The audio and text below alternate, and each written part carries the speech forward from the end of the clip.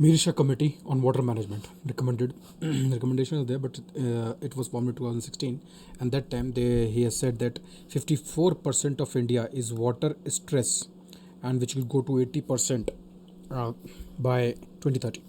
सो सबसे पहले उन्होंने बोला था कि नेशनल वाटर कमीशन बनाओ एक, ताकि national ground water national water commission दोनों को मर्ज करके एक बॉडी बना दो.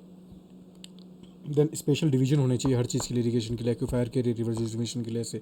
फिर इंटीग्रेटेड वाटर रिसोर्स मैनेजमेंट होना चाहिए, रिवर्स वेस्ट वाटर शेड इस टाइप रिवर बेसिंग के अप्रोच पे या फिर एक्वायर लेवल पे एक इंटीग्रेटेड अप्रोच लेके आओ.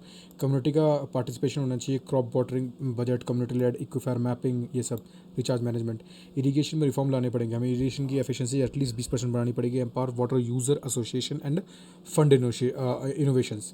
फिर डिमांड साइड पर फोकस करना पड़ेगा, प्रायोरिटाइज करनी पड़ेगी drip irrigation, crop diversification and water pricing over the new dams. Then promote rain water harvesting, decentralise water source. उन्होंने कहा था रेन वाटर हार्वेस्टिंग करो, लोकल वाटर बॉडी रिवाइवल करो, water shed development. Then river rejuvenation, restore the ecological flow, E flow maintain करो, treat sewage, manage the flood plain sustainability. Urban and industrial water use के लिए उन्होंने कहा था enforce the waste water reuse, grey water को use करना है, protect the urban aquifers and integrate the storm water system.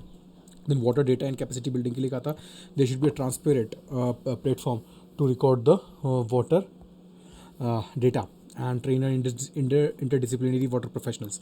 अब हम की डेटा बात करेंगे तो 80% ऑफ वाटर है जो इंडिया का वो यूज़ होता है एग्रीकल्चर में. 70% of water resources are contaminated. India might face 50% water deficit, वो स्ट्रेस था, ये वाटर डेफिशिट है बाय 2030. और 3 से 5 सेंटीमीटर वाटर है जो ग्राउंड वाटर है वो डिक्लाइन हो रहा है हर साल. कमेटी बात करेंगे, होम मिनिस्टर ने एक कमेटी बनाई ना मॉब लिंचिंग पे, पहले की राजीव गौबा की कमेटी थी मॉब लिंचिंग पे. India is a signatory to UN convention for transnational organised crime, UN convention for corruption, UN convention for illicit traffic in drug and narcotic substance, international covenant of civil and protector political rights is an international human rights treaty adopted by UN in 1996. India is a signatory. और अभी exports के लेकर हमने एक high level committee बनाई सुरजीत भल्ला की अध्यक्षता में, जो एक्सपोर्ट्स पर फोकस करेगी. फिर ये बैंक और एसएचजी का जो लिंकेज था ना, उसके लिए जो कमेटी ने रिकमेंड किया था उसका नाम था एसके कालिया, जो कि नाबार्ड ने 1992 में बनाई थी. और फिर ये इनिशिएटिव 1992 में नाबार्ड ने शुरू कर दिया था कि एसएचजीज को हम फॉर्मल बैंकिंग सिस्टम में लेके आएंगे. सिमिलरली एचआर खान कमेटी बनी थी, ये बनी थी एफपीआईज के जो इन्वेस्टर्स हैं ना उनको अच्छे से लाने के लिए, उनके लिए ईज़ करने के लिए बनी थी, सभी ने बनाई थी. फिर यह पुंची कमीशन सेंट्रल स्टेट के लिए रिलेशन के लिए बनी थी. और ये कंक्लूजन था कि cooperative federalism is the key for sustaining unity, integrity and the social and economic development of the future. और principle of cooperative federalism thus may be act as a practical guide. ठीक है. फिर governance को मलीमत committee ने एक report बनी थी, उसने कहा था जो भी रिडेंडेंट लॉ है उनको उठा के फेंको. ठीक है. ये लॉ कमीशन ने भी सेम बोला. सरकारी कमीशन अगेन इस चीज़ से बनी थी. सरकारी कमीशन ने कुछ बातें कही थी. फेडरलिज्म है वो कोऑपरेटिव फंक्शन पे होना चाहिए. Then static institutional concept. और रिकमेंडेशन में था कि कंकरेंट लिस्ट करना चाहिए, रेसिडुअरी पावर है वो कंकरेंट लिस्ट में आ जाए. रेसिडुअरी पावर सॉरी उनके पास रहे, एग्रीकल्चर कंट्रोल और residuary power should be placed in the concurrent list. जो टैक्सेशन की रेसिडुअरी पावर है वो सेंटर के पास रहे, लेकिन बाकी जो रेसिडुअरी पावर है वो कॉन्करेंट लिस्ट में आ जाए. और सेंटर को कोई भी लॉ जो कॉन्करेंट लिस्ट में बनाने पहले स्टेट्स को कंसल्ट करना चाहिए. और यूनियन शुड ऑक्यूपाई ओनली वो फील्ड ऑक्यूपाई करो जिसकी यूनिफॉर्मिटी ऑफ पॉलिसी की ज़रूरी है, बाकी छोड़ दो स्टेट्स के ऊपर. फिर आई SEZ policy, Baba Kalyani committee आई थी, वो एसईजेड पॉलिसी पे ministry of commerce of industry ने बनाई थी.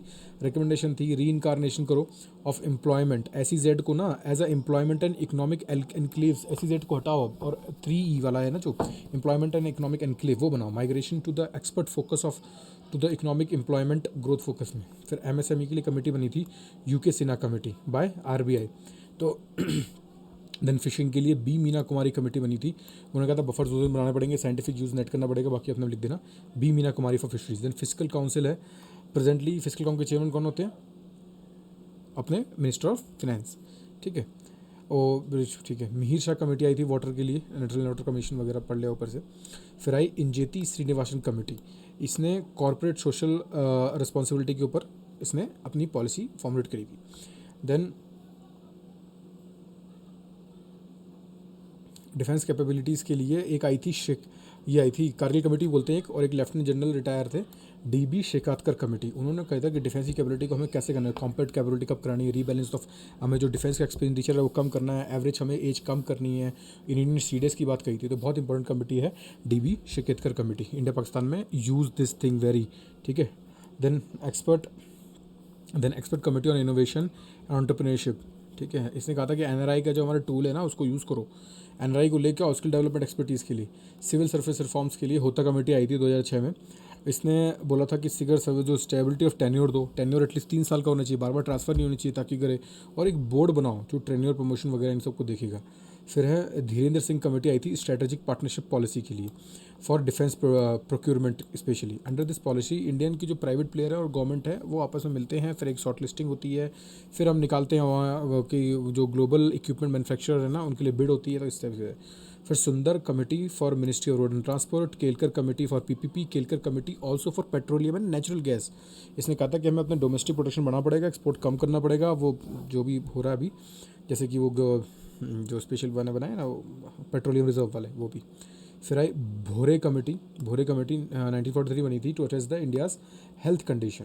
फिर सेकंड ARC ने रिकमेंड किया है कि जो स्टेट की फंडिंग होनी चाहिए इलेक्शंस में, ठीक है, ये लेवल फील्ड लेके आता है और ये illegitimate and unnecessary funding of electronic expenses को भी कम करेगा।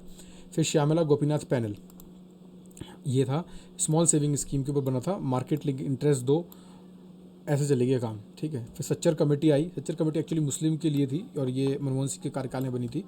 और इंक्रीज़ उनको एम्प्लॉयमेंट देना पड़ेगा, उनको मदरसे को मैकेनिज़्म उनको सुधारना पड़ेगा, कैसे उनको बढ़ा सकते हैं बैंकिंग पे, ये वो बात हुई थी। फिर आया सीनो कमीशन 2010 में, government to ensure that EWS get the access to the welfare scheme. फिर national committee for review working of constitution NCR WC Venkatachaliah commission, इनके बारे में है वो हम, ठीक है, फंक्शन ऑफ पार्लियामेंट लेजिस्लेचर। फिर सेकंड ARC ने कहा था कि new law should be enacted to govern the working of CBI। उसको जो DPSC एक्ट 1946 है वो हटाओ उसको। Paid news is offence, electoral offence में जो लॉ कमीशन है उसने कहा कि अगर भैया पेड न्यूज़ कोई होता है तो उसको ऑफेंस करो। Definition of paying news, receiving payment of news, political advertisement should be inserted in the रोपा, और कोई भी कर रहा है तो उसको इलीगल प्रैक्टिस में डालो, रोपा 1951 के अंदर। फिर है Padmanabhaiah committee for police reforms. Police reform के ऊपर एक कौन सी कमेटी थी, एक तो नहीं कमेटी नहीं, प्रकाश वाला केस था, कमेटी नहीं आई पुलिस रिफॉर्म पे, मलीमत आई थी, अलग है वो। फिर Santhanam committee for political corruption is more dangerous the corruption in the official, और इसी के बाद हमने क्या बोलते हैं CVC विजिलेंस वाला डिपार्टमेंट देखा था। इंद्रजीत कमेटी आई थी, इन सब ने कहा है स्टेट फंडिंग के बारे में।